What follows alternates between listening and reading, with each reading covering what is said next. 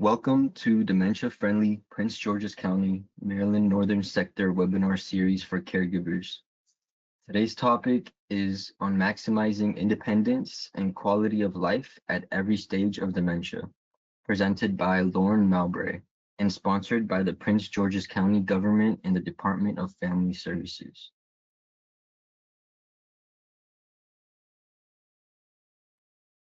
Good evening, everyone, and welcome to the Dementia Friends of America webinar series. We are so glad you are joining us tonight to learn more about dementia awareness and how we can build a more supportive and informed community. My name is Caesar, and I am honored to be here on behalf of Dementia Friends of America and our local DFA Northern Prince George's County initiative. Tonight's session is part of our ongoing effort to increase understanding and reducing stigma, as well as providing meaningful resources to individuals, caregivers, and professionals impacted by dementia. Before we begin, I want to share some important opportunities and some starting announcements. First of all, in partnership with the Alzheimer's Foundation of America, we are offering free confidential memory screenings for adults who would like to better understand their cognitive health. These screenings are going to be one-on-one. They're going to be private, informational, and it is going to be a caring first step, and it's not going to be a diagnosis. The screenings are going to be available at 15 Crescent Road in Greenbelt, Maryland, starting Tuesday, February 10th from 9 a.m. to 2 p.m. And you're welcome to schedule an appointment with me at 240-741-0037 or with Canella at 410-575-4058. And remember that early detection and awareness matters, and we encourage you to take advantage of this free service or share it with someone who may benefit from it as well.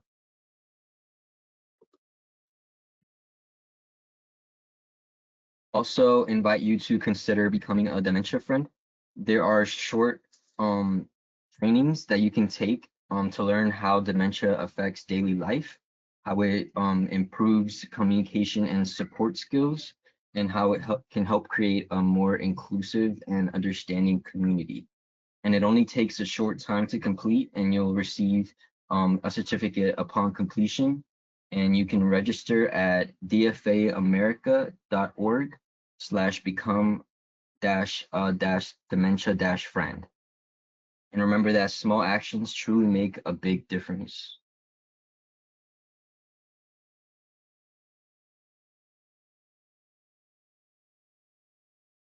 And we also know that dementia impacts not just individuals, but families and caregivers as well. And that's why we offer free caregiver support groups, both in person at the Greenville Community Center and virtual via Zoom. These groups provide a welcoming space to connect, share experiences, and receive encouragement. The Memory Cafe is also offered with a pre-registration that is required, and it is a stigma-free environment for individuals with early stage Alzheimer's disease, mild cognitive impairment, or other dementias, along with their caregivers and loved ones. We also host special virtual programs like See Me at the Smithsonian, offering engaging and interactive experiences. And if you are feeling isolated or just looking for connection, please reach out. You are not alone.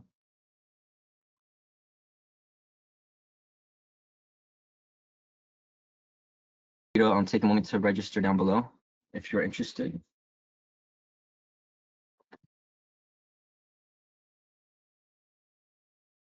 And we also are offering workforce tech skills to seniors 50 plus and helping them navigate today's digital world with confidence.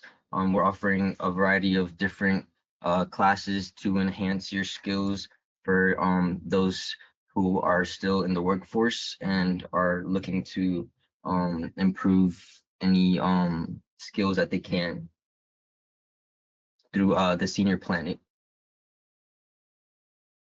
So if you're interested, you can also take a moment to register down below. You can scan the QR code as well.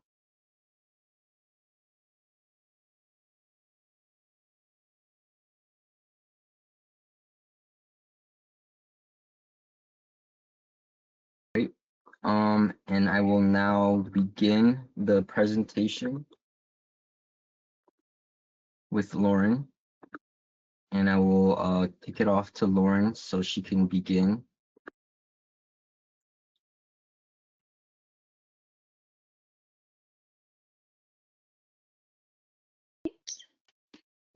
All right, hi there. Thank you so much for inviting me to speak this evening. I'm honored to have a chance to speak about maximizing independence and quality of life across the stages of dementia.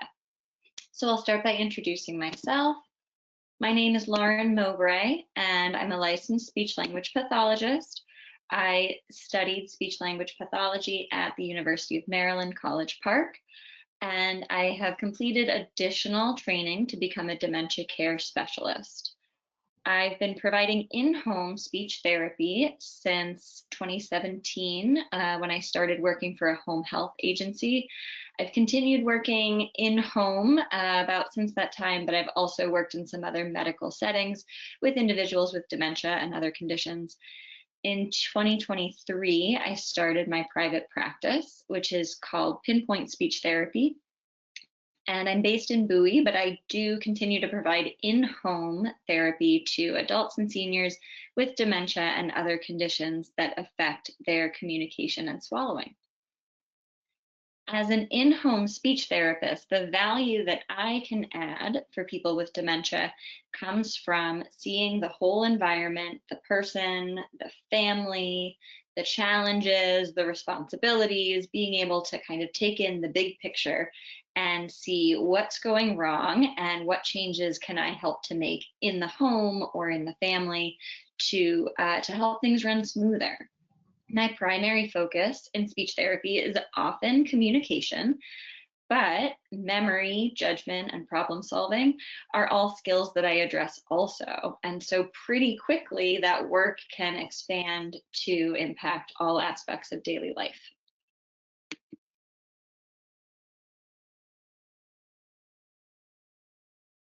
So independence is part one of our topic here. And this is an important area to focus on because the right balance of support and independence is how we maintain a person's dignity.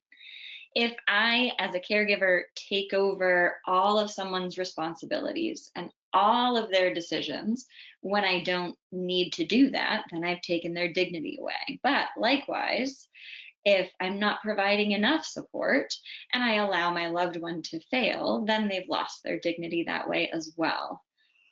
So today is all about trying to find the balance, how much to provide support and when.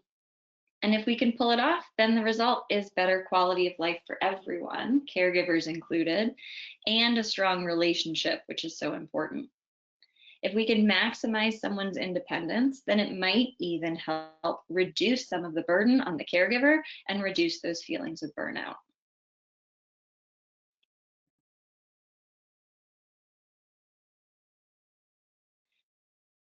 This is a good time to note that I'm going to make a lot of generic suggestions in this talk, but nothing that I say is medical advice, nor does it replace speech therapy. There is no replacement for individualized one-on-one care for you and your loved one.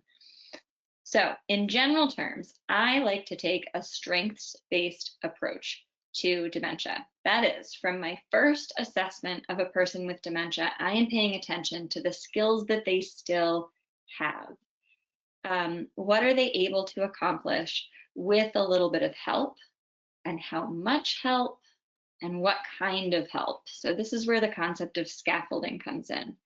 Scaffolding means basically that instead of a human coming in to take over the task for you, we make some adjustments to the task. How can we change the structure of the task, the environment, or offer just a little bit of human support so that the person is still able to do the task for themselves just with the right level of support and make success more likely.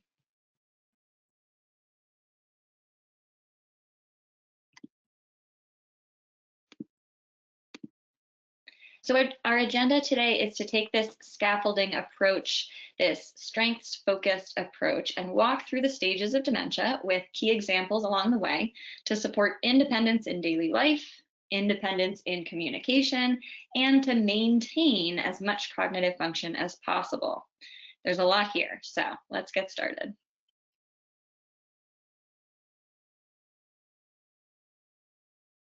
We'll start with the early stage, or what we might call the mild stage of dementia.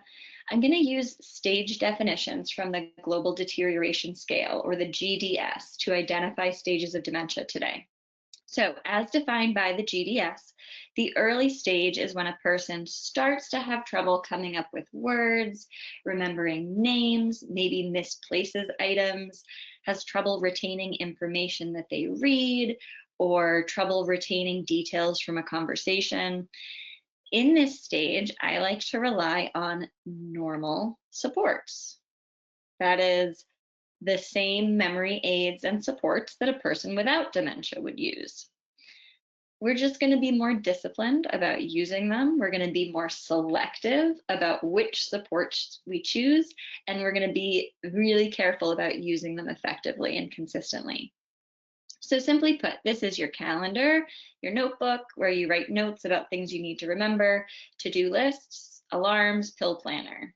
You don't have to have dementia to use these things, but it does take practice and discipline to use them correctly. So you want to start early in that disease process when you still have the capacity to pick up new skills and new habits.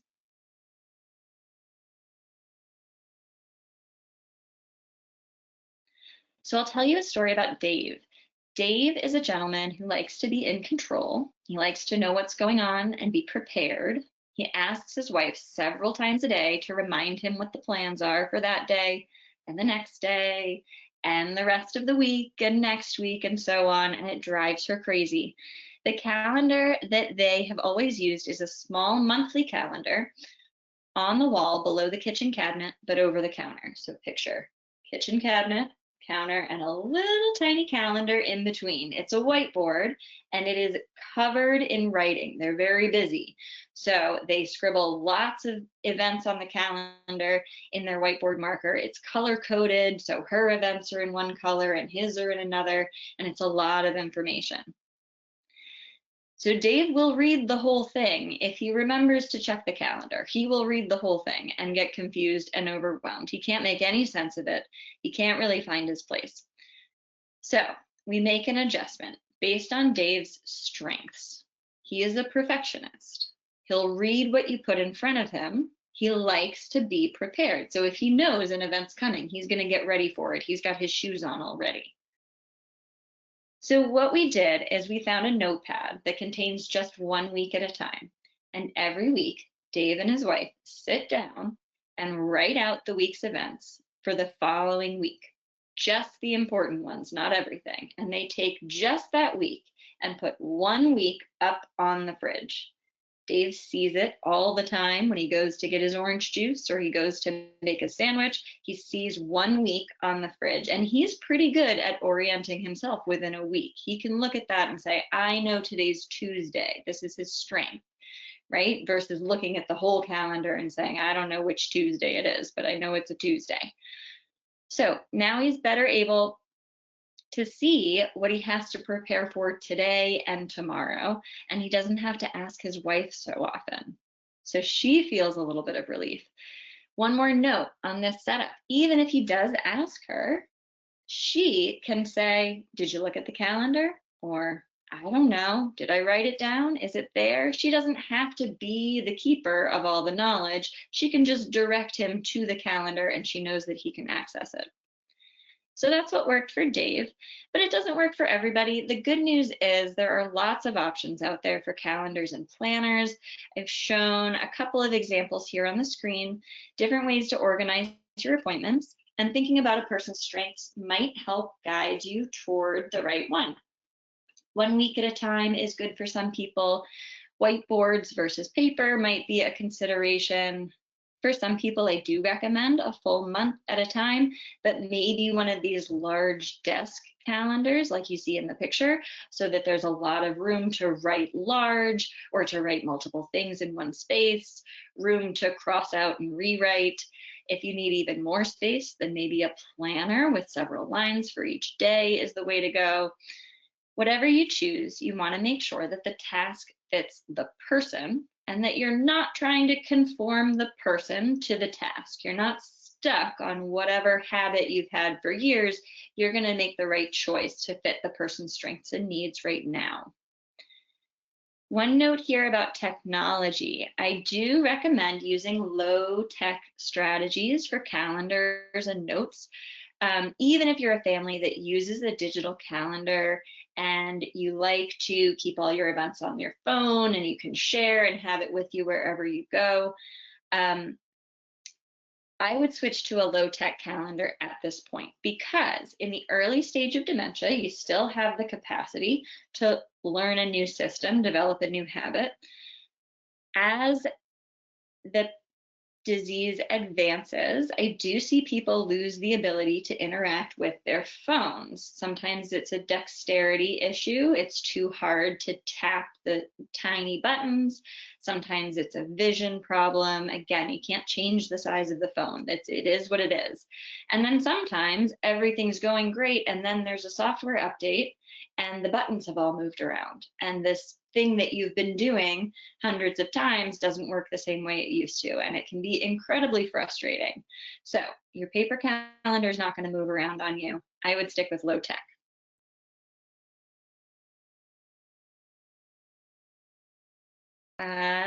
Caesar, could you jump back one slide for me, please?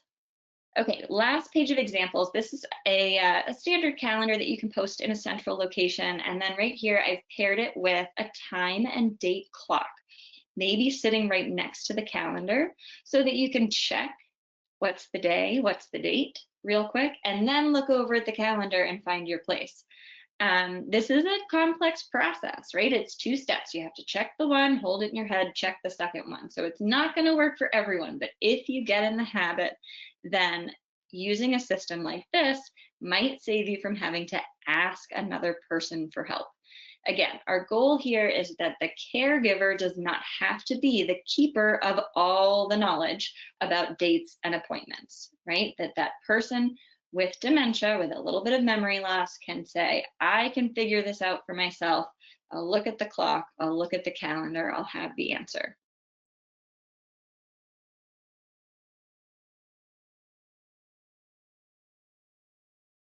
All right, so moving through our normal supports, we covered calendars. Now we're going to go to taking notes. Some people are note takers already and some are not.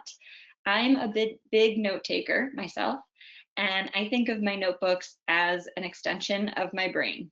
The more I write down and refer back to later, the less I have to hold on to in my brain. So if I'm a person who starts to hold less and less in my memory, I can rely more and more on what I've written down.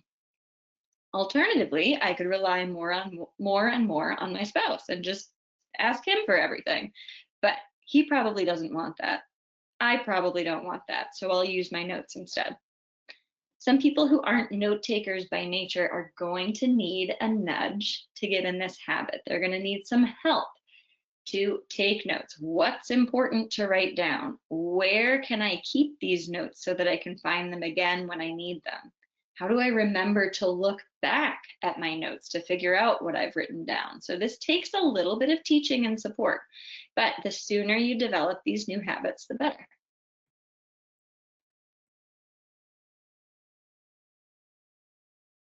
Here I've got a picture of a to-do list. A to-do list is just another form of note-taking. Maybe your loved one has projects or tasks around the house that they want to do, if only they can remember to do them, and you want them to keep busy and do those tasks around the house. So if they're written down, then you don't have to give so many verbal reminders to that person. Might take a little burden off of you, and give them something to do. All right. So we've covered all the things that highly organized people might have been doing all along. Alarms and pill planners are the final normal support that we'll discuss today.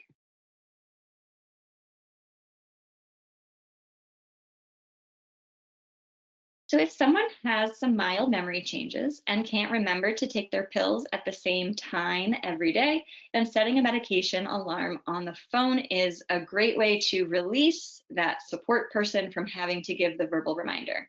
In this case, I do recommend using the phone because it's just a one-time set it and forget it. You set an alarm that goes off every day. With that said, if you're the caregiver and you're setting up external supports for medications, you probably also need to be doing some double checking and supervising. You know your loved one best. You know whether it's safe to let them manage medications by themselves or if you need to be involved. Pill planners are a good thing to have. You might think that they're only for people who take lots of pills, but I would disagree with you. The benefit I want to point out here is that if you have trouble remembering, or if your loved one has trouble remembering, did I take my pill today? Then the pill planner is for you, right? Today's Thursday. You look at the box for Thursday, and if the box is empty, then you took your pill. If the box has a pill in it, then you better take it, right? So even if you're only taking one pill a day, it takes some of that uncertainty out if you're having trouble remembering when you've taken it and when you haven't. Again, when we're talking about medication, you know your loved one best. Definitely supervise and double check, but some of these supports can help to take the burden off of you a little bit. So that's it for physical supports. Let's talk about routines and scaffolding. So my final example for the early stage is Gina. Gina lives alone and she has mild dementia. She can always get herself up and ready for the day. In fact, she does that first thing before she even gets her breakfast. But she doesn't always remember if she has an appointment. So sometimes she's not ready when her ride arrives. Every now and then, she also forgets to take a pill or two. She keeps her pills and a pill planner in the living room, and she likes to take them after she's had something to eat. So for Gina, she's fairly independent. She has just a couple of problems that we had to solve. So we changed up her routine, and the daily routine itself became the scaffold that allowed her to maintain safety and independence at home.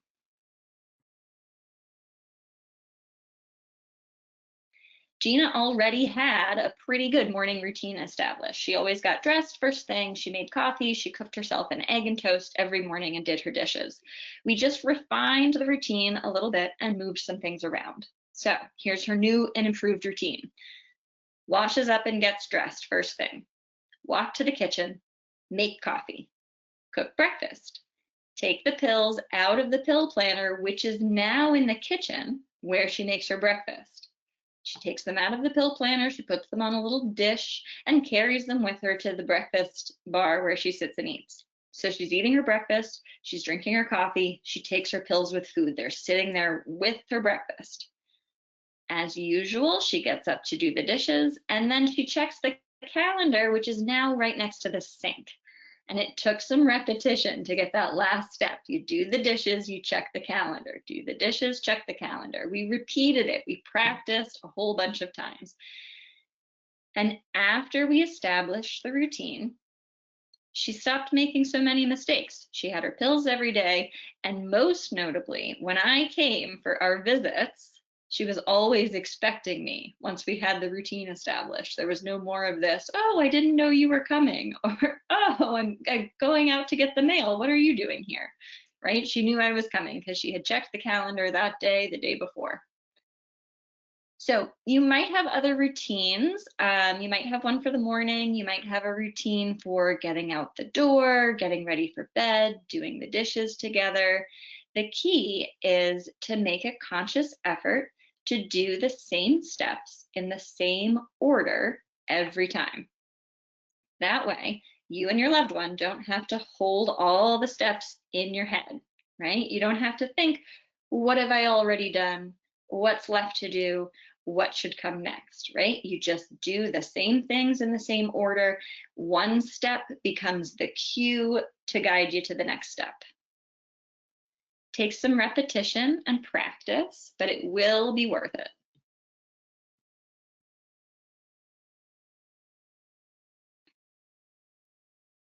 because those routines are going to serve you well in the later stages. If they've been well practiced and if they've been made automatic, then those skills might stick around a little bit longer as the dementia progresses, right? We have to prepare for the future.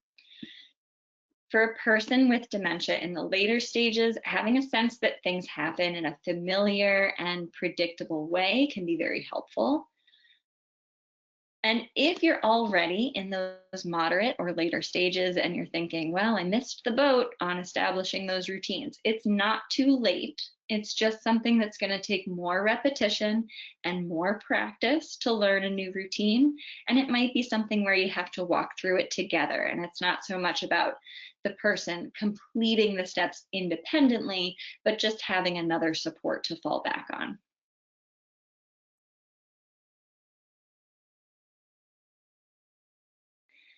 And on that note, your established routines are never expectations to be met. Unfortunately, you know this. You don't get to a place where you get to say, how could you forget your jacket?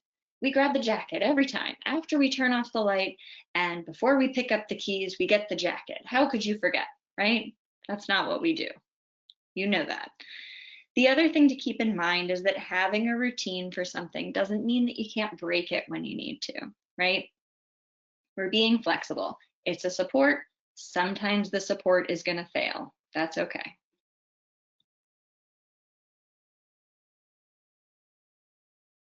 All right, with that, we are ready to move on to our moderate stage.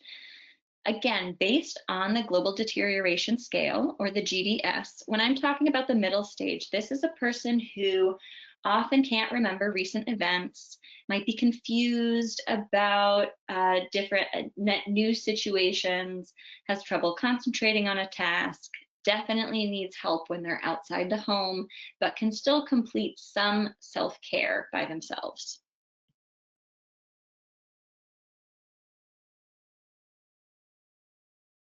Maybe we've started with a great foundation of environmental supports and daily routines. And if that's the case, then this is the stage where we start to really lean on those supports a little bit more and maybe add a little more human assistance on top. Maybe your loved one needs the calendar and also needs you to sit down and go through it with her every day, or maybe more than once a day, right? But if you keep reinforcing the scaffold, if you keep reinforcing the calendar, then on your good days, maybe she still can use it by herself.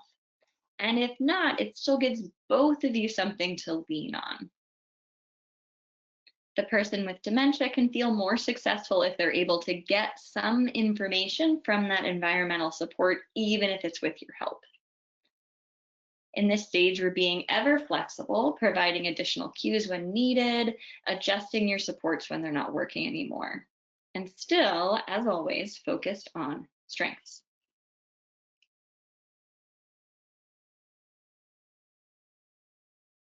So, what are the things that your loved one can do with some help?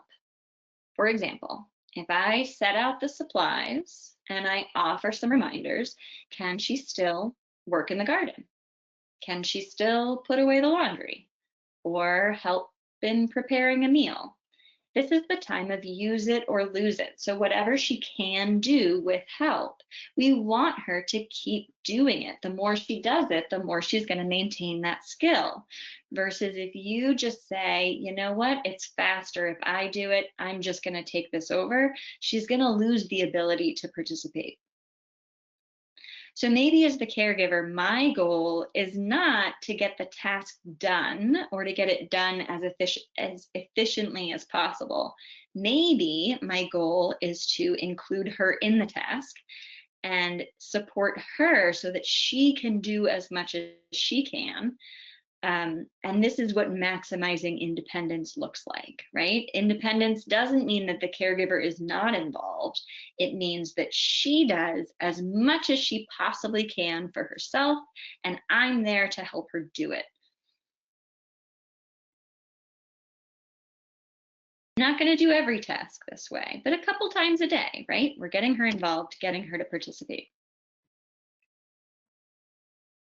Let's talk a little more about maintaining skills. Besides household chores, what else can we do to try and slow the progression of dementia? I'm hoping that many of you have heard these before, but if not, I'm happy to be the one to share it with you. The scientific research around dementia and memory loss tells us that there are a few specific things that we can do to slow the progression of the disease.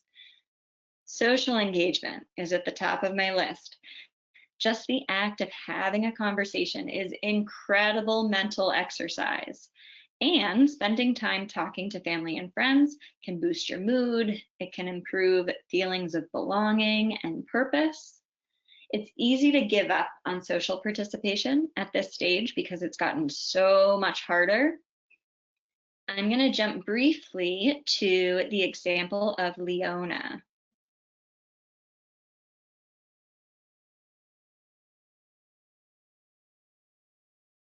You can go ahead and move the slide, please. Thank you. So Leona has always gone to monthly dinners with a large group of friends, but now it's becoming too hard for her. She withdraws from the conversation because she can't always follow the topic. It's changing too fast, and she's not quick enough to chime in and take her turn. So she's mostly just quiet through all of dinner. She can no longer drive herself, and she's uncomfortable about asking a friend for a ride. So Leona says she just doesn't want to go anymore. She's done. But we know that staying engaged socially is so important. So what can we do for her? The solution: which friends are her closest? Maybe she can meet just one or two friends at a time, and maybe she can meet them for lunch. Does she do better at that time of day? And maybe the restaurant is a little less crowded, it's a little bit quieter, and so a slower pace of conversation, fewer people, just her closest friends. Maybe she can handle this. And with a smaller group, it's probably easier to ask for a ride, and they'll probably be willing to pick her up if she asks. So, with a little creative problem solving, she still gets the fulfillment and the mental exercise of engaging with her friends socially. And you, as the caregiver, still get some time to yourself, maybe while she's out with her trusted friends.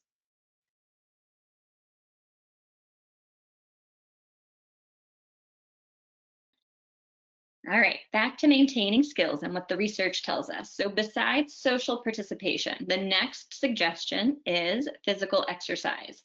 At whatever level you're able, this helps to maintain your cognitive function. There's a lot of research to show this. So this could be your silver sneakers program. This could be chair yoga. This could be going for walks. I love to recommend going for walks outside because you get to see and hear things, engage all your senses, and you get a little sunlight. Next on the list is good quality sleep. Good quality sleep is vital for memory function with or without dementia. Everybody needs sleep in order for their memory to work, to function at its best. And getting good quality sleep can be a challenge for some people in these middle stages of dementia and beyond. That would be a whole other presentation on sleep hygiene. All I will say is that physical activity, getting some sunshine and some physical activity during the day can also help with sleeping at night. All right, I put mental stimulation on here last. The thing that really helps the most is to try and learn something new. So I just spent all this time talking about routines, keeping things familiar and sticking with your strengths. But now I'm telling you to try something new because it's good for your brain. So let's figure out how to do this.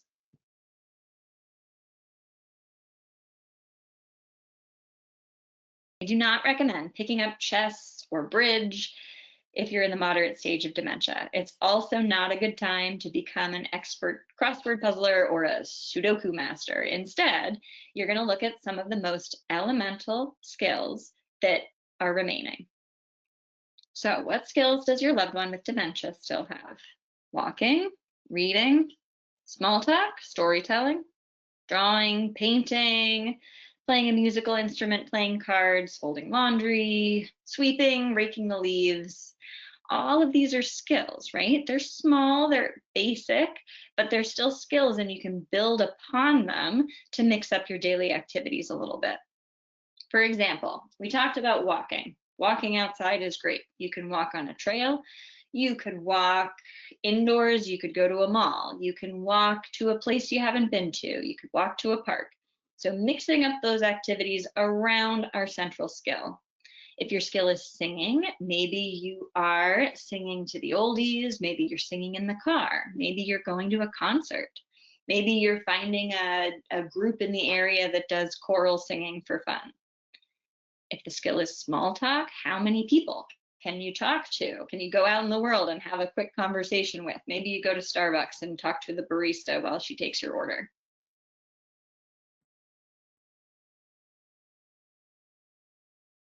One skill that most people have retained in this stage is the skill of reminiscing. Next slide, please. Yep, the skill of reminiscing or recalling information from the distant past, from way back in the day. An excellent new project that you could take on to capitalize on this skill of reminiscing would be to make a memory book together.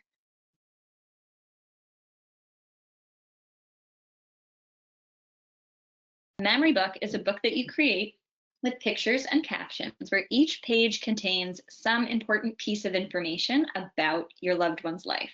So maybe there's one page for where he lived as a child, one page for his family, maybe a page for career, children, grandchildren, groups or organizations he's a part of, his place of worship, clubs, trips you've been on, favorite family stories, anything that is important to his identity gets its own page in the book.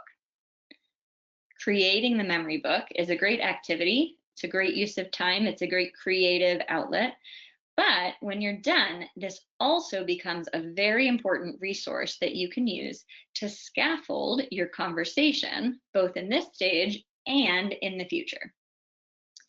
At its simplest, if the whole scrapbooking idea sounds like too much, you can also just take a photo album that you already have and add captions to it. The important part is that you have words on the page. So you have your picture and you add the names of the people in the picture, the place where it was taken, any other important details to kind of tell a story.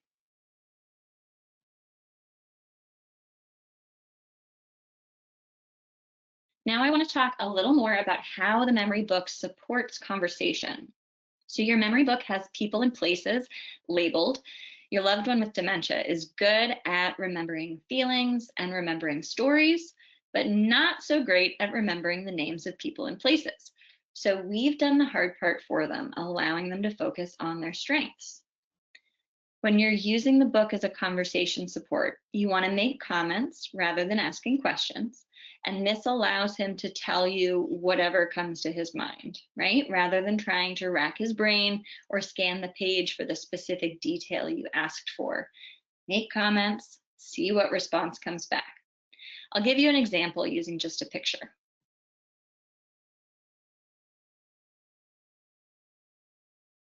Oh, look, it's Liz at her graduation from Penn State.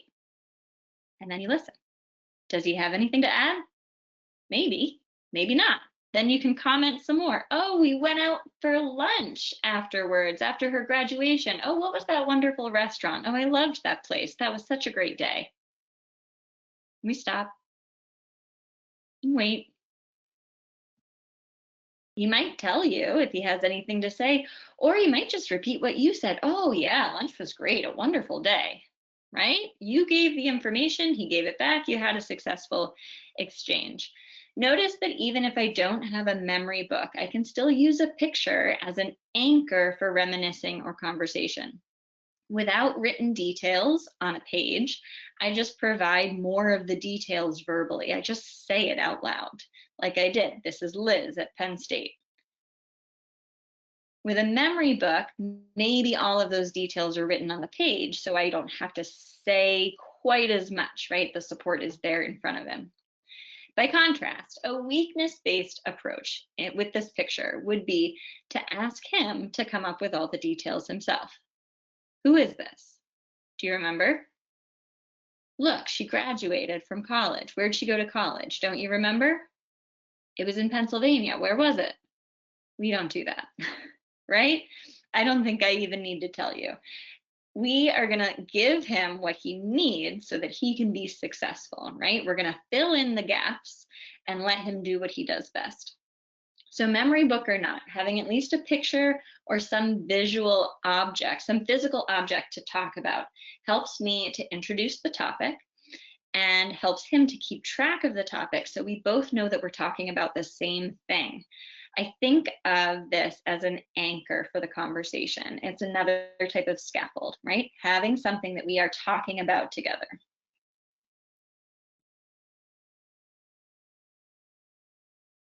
It is okay to have the same conversation or hear the same story again and again and again. This is okay. This is fine. It's a form of routine. It's comfortable, it's familiar, and it makes the social interaction more accessible to your loved one.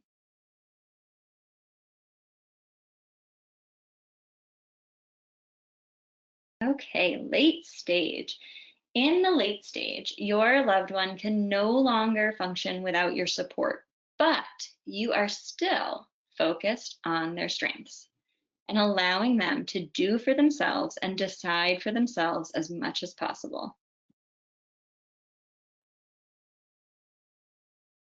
Conversation and connection are so important in this stage. So, good thing you made a memory book.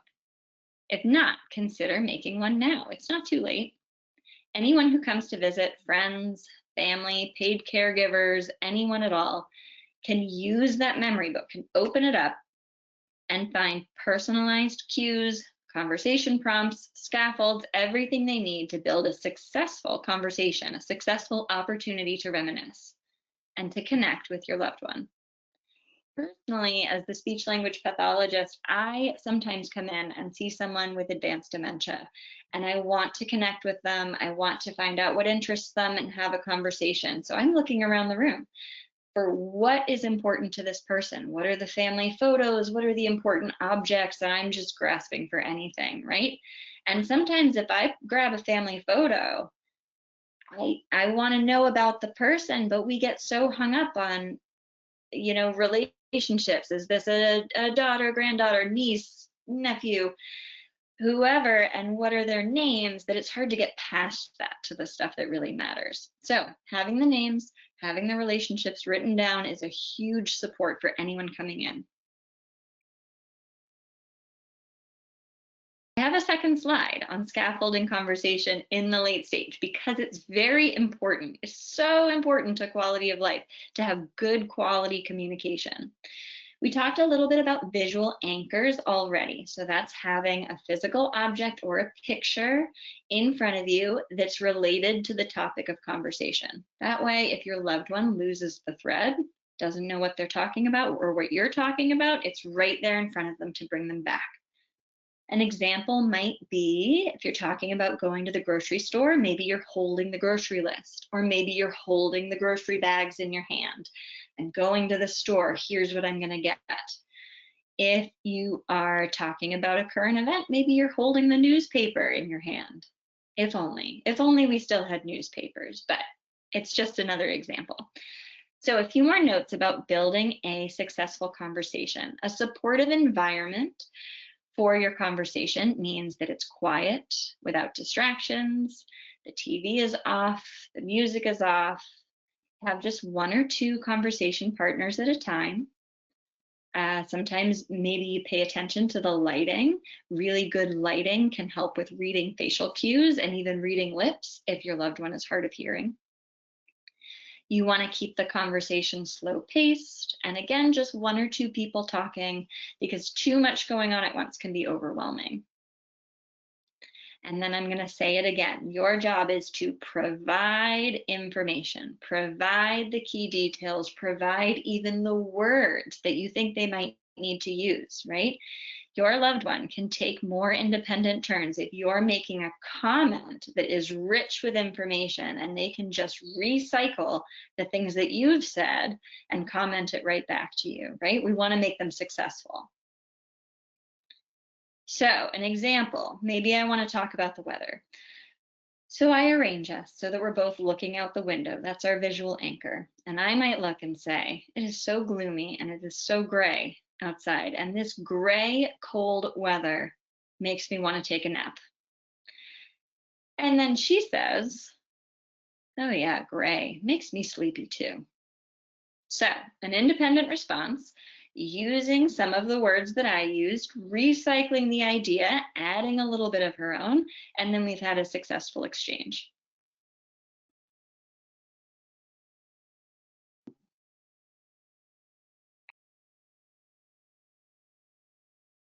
Besides conversation, what else maintains skills and gives you more quality in each day at this stage? Going for walks indoors or outdoors, if safe, is still a great choice. Again, this is going to be with support, right? With help, but going for walks is a great way to spend your time. Personalized music listening is the subject of a lot of recent scientific study. Personalized music listening means basically that you're listening to music for as little as 15 to 20 minutes, but that it's music you've selected because it is personally relevant and meaningful to that person. So maybe it's their favorite songs or favorite singers, or maybe it's just whatever was popular in their teenage years or in their early 20s. Music from that, oops, my apologies, music from that stage of life can bring back happy memories and be really rich in terms of uh, just involving the memory. This has been shown to improve mood in people with advanced dementia. And it makes sense if you think about it, right? We know that music is powerful and brings up a lot of emotions and memories for everyone. Reading together is something that I like to recommend. Magazines, current events, poems, short stories, even listening to audiobooks together can be a nice way to kind of engage socially a little bit with a little bit of memory demand and a little bit of entertainment. Again, catering to the person's strengths and their interests, right? If this is a person who can't stay awake to an audiobook, then it's not the right choice. If this is a person who has trouble reading, because of visual issues or because the dementia is advanced, then then reading is not exactly the right choice. All right, last on the list is light chores. This is not usually well received when I suggest it, but for a certain type of person, if sorting and putting away the silverware or dusting the shelves or folding the hand towels is something that offers them dignity and brings meaning and purpose to their daily life, then it's a good thing to do. If it does not offer that person dignity or meaning, then don't do it. But every now and then, there's a person who it feels really strongly that they want to be contributing to the household like they always have. And then you can find these light chores for them to do. Okay, final note on the late stage. Some of the routines and external supports that you've been using up to this point are not going to be as useful in this stage, and that's okay. Your job now is to enter the world of your loved one as much as possible. Wherever they are and whenever they are, try to join them for a while. Rather than trying to pull them back to you, back to your world, and make them follow all the rules of your world and then be frustrated when they fail, your job is now just to take some time to join them in theirs.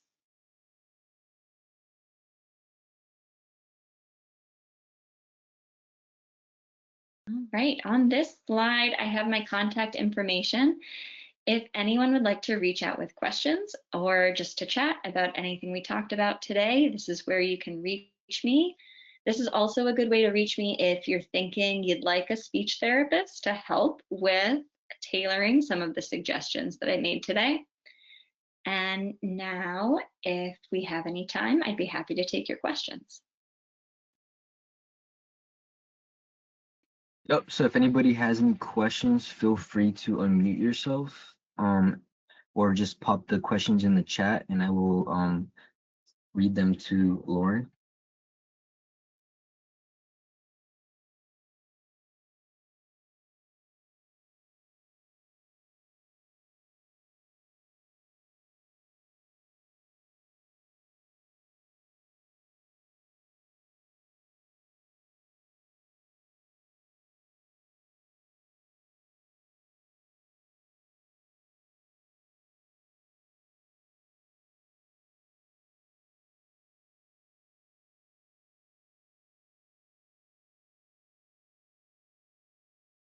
One question that we have, Lauren, is how can caregivers balance safety concerns with promoting independence for individuals living with dementia, especially in the early and middle stages? That is a great question. Supervision is the is the key word there. Now, how you do supervision is, is a little bit tricky, but basically, my approach is just to be nearby, be within earshot. It kind of depends on the activity. I would love to hear from the person asking the question if there's an activity that you have in mind that you're wondering if this activity is safe for them to do independently.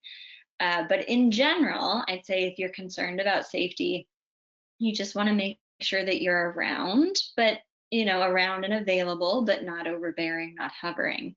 If this is someone who's going out on their own and you're concerned about their safety, then it's something that you need to talk about with them, right? Have a plan. Talk about what do you do if you're lost? What do you do in an emergency? And make sure that they have the answers to those questions, that they know how to reach you, that they know how to use their phone.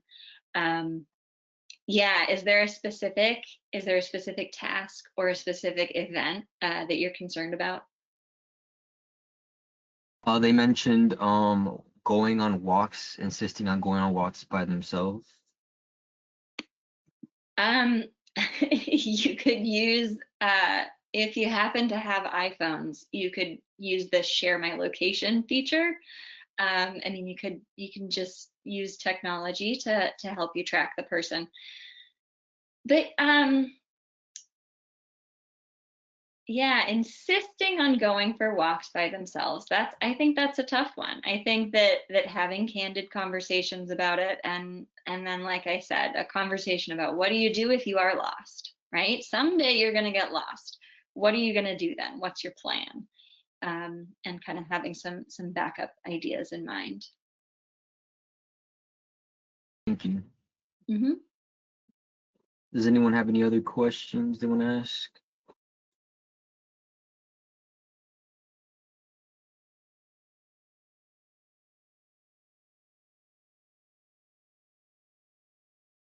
We have another question for you, Lauren. As a caregiver, how do I know when to step in and help versus letting my loved one try to do things on their own, even if it takes longer? Yeah, so the amount of time that it takes is not necessarily your indication of when help is needed, right? What you need to look for are signs of frustration, right? So you're watching really closely. You're watching their face, you're watching as they try something.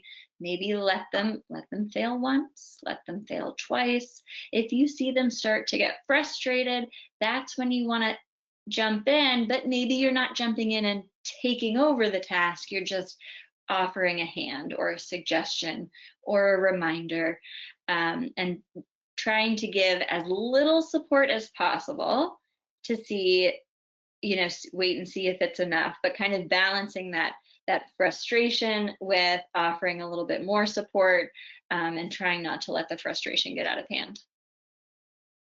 Thank you. Mm-hmm. All right. If there aren't any more questions, I'm just gonna wrap it up and just say thank you again for being here tonight, and for taking the time to learn more about dementia awareness.